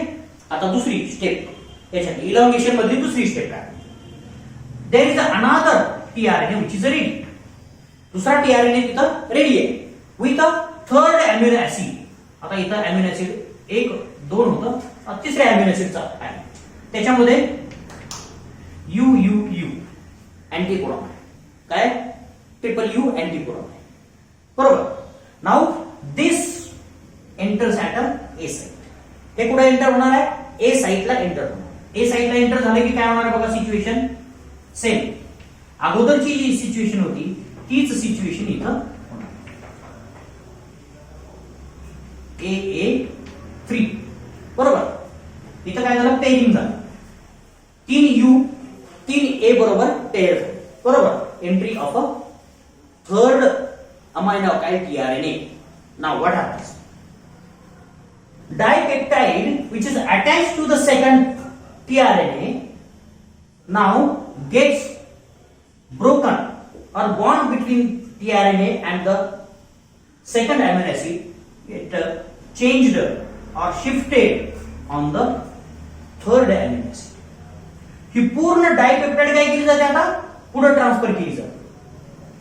बरोबर. म्हणजे peptide transfer केली जाते म्हणून peptide transferase असं. सुरुवातीला एकच amino acid transfer केला, पण आता पुढे काय होणार आहे? पेप्टाइड ट्रान्सफर केली जाणार आहे. आता काय? डायपेप्टाइड 2 अमिनो ऍसिड असणार. म्हणून इथला बॉन्ड ब्रेक केला जातो टीआरएनएच्या मधला. टीआरएनए आणि अमिनो ऍसिडचा मधला बॉन्ड ब्रेक केला जातो आणि तो कुठे ट्रान्सफर केला जातो? तिसऱ्या अमिनो ॲसिड टीआरएनए ट्रान्सफर केला जातो. बरोबर. क्लिअर? लक्षात आलं? मग काय होईल आता? बघा. आता काय होईल? 3 अमिनो ऍसिडचं प्रोटीन तयार होईल. So amino acid, first initiation amino acid, second amino acid and third amino acid. तिघांचा बॉन्ड तयार झाला. Now what happens? Again it happens. That is a translocation. पुन्हा ट्रान्सलोकेशन होणार. आता तिसऱ्या ट्रान्सलोकेशन मध्ये काय होतं बघा? Third translocation. In third translocation, this tRNA present at the exit site is kicked off. तो काय केला जातो? बाहेर टाकला जातो. काय होता? UAC. बरोबर. Initiation tRNA is kicked of. बाहेर टाकला. आता मी इथं AUG च्या ऐवजी काय घेणार आहे इथं? हा सांगा काय येणार इथं? GAG येणार. GAG च्या ठिकाणी काय येणार आता? बघा ट्रिपल A. बरोबर. आता ह्या ट्रिपल ए ला मी इथं कट करतो आणि हा सुद्धा पूर्ण पुसून जातो. म्हणजे आपल्याला लक्षात आहे. हा इथं काय असेल? AA3. नाव ट्रायपेप्टाइड करायचं. बरोबर. आणि जो पुढे असेल तो तिसरा कोडॉन आपण ट्रिपल यू म्हणूया. ट्रिपल यू इथं येणार. बरोबर. आणि जो इनिशिएशन कोडॉन होता तो कुठे गेला? बाहेर गेला. फोटोको कॉम्प्लेक्स. क्लिअर? आता लगेच पुढचा चौथा असेल जो काही सिक्वेन्स नुसार असेल तो रेडी आहे. To enter A site. A site मध्ये एंट्री करायला. क्लिअरली लक्षात आलं का ही प्रोसेस कशी होते? आणि अशा पद्धतीने ही पेप्टाइड वाढत जाते. जेवढी असेल जेवढा सिक्वेन्स रीड करणार आहे तोपर्यंत ती वाढत गेली बघायला. Clear? So this is the elongation process. Elongation एकावर एक असे किती जेवढे अमिनो ऍसिड असतील एमआरएनए मध्ये कोड करायचे तेवढे अमिनो ऍसिड अटॅच केलेले आपल्याला. Then there is a next step, and that next step is the termination. Termination मी एकदम शॉर्ट मध्ये होणार आहे. त्या टर्मिनेशन मध्ये टर्मिनेशन प्रोसेस आपल्याला एकदम सोपी असलेली बघणार आहे. Termination of a protein synthesis. When this comes to the at the end of the mRNA च्या एंडला हे सगळं कॉम्प्लेक्स येते, बरोबर. एंडला येणार. मी आता इथं 5-10 अॅमिनो ऍसिड ऍड करतो, बरोबर. एक आहे सुरुवातीचा मेट एम आहे, दुसरा अॅमिनो ऍसिड आहे, तिसरा अॅमिनो ऍसिड आहे, चौथा अॅमिनो ऍसिड आहे, पाचवा अॅमिनो ऍसिड आहे, सहावा अॅमिनो ऍसिड आहे, ठीक आहे. आणि हा सहावा अॅमिनो ऍसिड काय झाला, टीआरएनए ला अटॅच आहे, बरोबर. आता हा एयूजी नसणार, हा कोणीतरी कुठेतरी असणार, एकदम शेवटी गेलेला असणार हा एयूजी, ठीक आहे. मी आता तो इथं दाखवतो. असू द्या, हा सेम असेल sequence, but here will be the stop codon. Stop codon कुठला आहे, कुठले कुठले असतात, हा यू ए ए, एक घ्या कोडॉन, 3 स्टॉप कोडॉन असतात. When it comes to the stop codon, कुठे येतं, हा पूर्ण कॉम्प्लेक्स कुठपर्यंत येईल, स्टॉप कोडॉन पर्यंत येईल. स्टॉप कोडॉन पर्यंत आल्यानंतर तिथे कोडॉन कुठले असेल, यू ए असेल, यू ए जी असेल आणि यू जी ए असेल, बरोबर. असे 3 स्टॉप कोडॉन. त्या तिन्ही पैकी कुठलाही एक जर कोडॉन आला तर काय असेल, अॅमिनो ऍसिड टीआरएनए रेडी आहे, but those amino acid tRNA can't bind to the stop codon because stop codon don't have any kind of a tRNA. Stop codon ला tRNA आहे का, नाही आहे. Therefore they don't code for the any kind of a amino acid. ते कुठल्याही amino acid ला code करत नाही. मग काय होतं, there is no tRNA which is complementary to this stop codon, and therefore what happens, there is a termination protein XYZ termination protein binds to the stop codon. त्यावेळेस ए साइटला जर stop codon आला तर तिथं काय होतं, प्रोटीन बाइंड होतं instead of the tRNA. Amino acid tRNA add व्हायच्या ऐवजी काय बाइंड होतं, तिथं प्रोटीन बाइंड होतं, बरोबर. हे प्रोटीन येणार आणि ब्लॉक करणार, हा कोडॉन काय करणार, ब्लॉक करणार.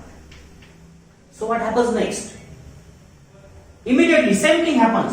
दिस peptide transfer is what it do, it cuts the bond between the tRNA and the protein peptide and transfer to the H2O. कशावर ट्रान्सफर करतात, ते शेवटची स्टेप असते. ते कोणाला ट्रान्सफर करतात, H2O ला, वॉटरला ट्रान्सफर करतात, and therefore immediately it is given off. ते काय केलं जातं, बाहेर टाकलं जातं, बरोबर. हे लगेच बाहेर टाकलेलं आपल्याला बघायला. अशा पद्धतीनं आपल्याला टर्मिनेशनची प्रोसेस झालेली बघायला मिळते. Clear. So it is a termination.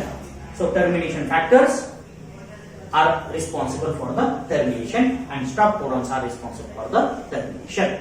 अशा पद्धतीनं आपल्याला हे वेगवेगळ्या प्रकारच्या 3 स्टेप मध्ये ही प्रोटीन सिंथेसिस पूर्ण झालेली बघायला मिळते. आता ह्या प्रोसेस मध्ये आपल्याला सगळ्यात महत्त्वाचा एक गोष्ट लक्षात ठेवायची आहे. आपण काही गोष्टी बघितल्या, त्याच्यामध्ये सुरुवात कशाने झाली,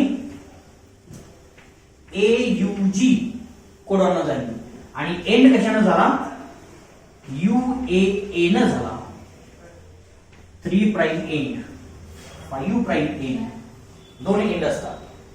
हा मधला जो रिजन असतो तो काय असतो, ट्रान्सलेटेड रिजन असतो. ट्रान्सलेटेड रिजन असतो, बरोबर. ट्रान्सलेटेड रिजन असतो. ट्रान्सलेटेड रिजन म्हणजे काय, which is converted into the protein.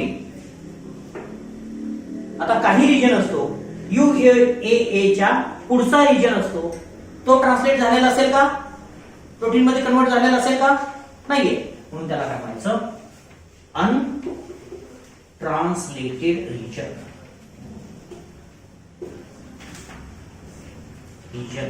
किंवा त्याला म्हणायचं यूटीआर, अनट्रान्सलेटेड रिजन.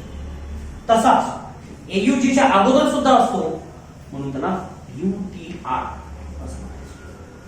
त्याला सुद्धा काय म्हणायचं, म्हणजेच untranslated regions are present at the 5 prime end as well as the 3 prime end. At the 5 prime end, before the initiation codon, the mRNA sequence is the untranslated region. AUG कोडॉनच्या अगोदरचा जो sequence असतो तो अनट्रान्सलेटेड असतो आणि 3 prime एंडला after the stop codon there is a untranslated region. म्हणजे stop कोडॉनच्या पुढचा जो आहे तो अनट्रान्सलेटेड असतो, अनट्रान्सलेटेड रिजन असतो आणि AUG कोडॉनच्या मागेचा जो आहे 5 प्राइम एंडचा तो काय असतो अनट्रान्सलेटेड region. Therefore we can say that all the nucleotides present in the mRNA are not converted into the amino acid or the protein. सगळेच न्यूक्लियोटाइड जेवढे प्रेझेंट असतात तेवढे सगळे कन्वर्ट केले जातात का अमिनो ऍसिड मध्ये? नाही केले. But these are responsible for the increasing the efficiency of a translation or protein synthesis. हे सगळे कशासाठी असतात? UTR कशासाठी असतात? ट्रान्सलेशनची इफिशियन्सी वाढवण्यासाठी असते. हे बघायला clear. So this complete process of a translation is very important. ही सगळी complete process आपल्याला महत्वाची असलेली बघायला. ठीक आहे, लक्षात राहील. So this is all about the translation or the protein synthesis. So today we have discussed about the tRNA, which is acting as an adapter molecule for the translation process. Another important, that is the protein synthesis, requirement of the protein synthesis and many different aspects, especially steps in the protein synthesis, initiation, elongation and translation. And also we have discussed about the untranslated regions, how and why they are being untranslated. That also we have discussed. Thank you.